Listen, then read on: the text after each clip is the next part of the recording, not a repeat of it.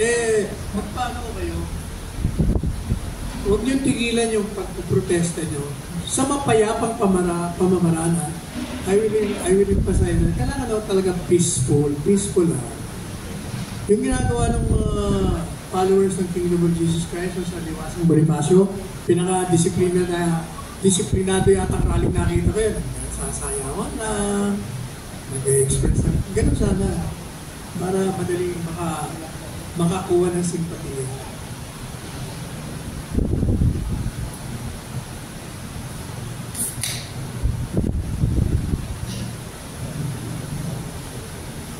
Yun naman.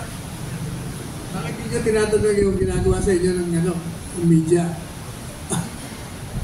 Parang wala yata nagtatanong.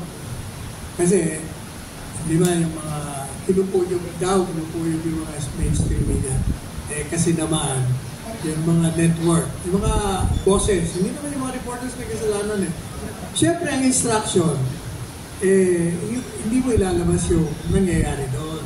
Kasi, maapektuhan yung kanilang mga negosyo mo. Natural lang yan kaya. Pero, alam nyo, kaya din ako sa mga networks mga mainstream. Noong panahon ni Duterte, lahat sila, kinontra nila si Duterte. Diba? Wala namang kakampi si Duterte during his administration. Tatapang nila. Ngayon suddenly, biglang tahimik sila lang. Yun ang kahanga-hanga sa kanila. May ganun So, buti nga ngayon, nag-uumpisa na, kino-cover na. Kasi dati, ayaw ilabas ngayon, napo-cover na in fact, natutuwa nga ako, nagtatanong na kayo ngayon sa ano ba nangyari doon. Anong tingin nyo? Medyo nagbubukas na rin. Hopefully, ganyan naman ang umpisa Di ba? Kasaysayan natin, paulit-ulit lang. Nung panahon ng Marcos, ganyan din Started with that, hanggang lumaki ng lumaki.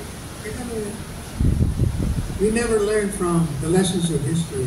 So, it keeps repeating itself.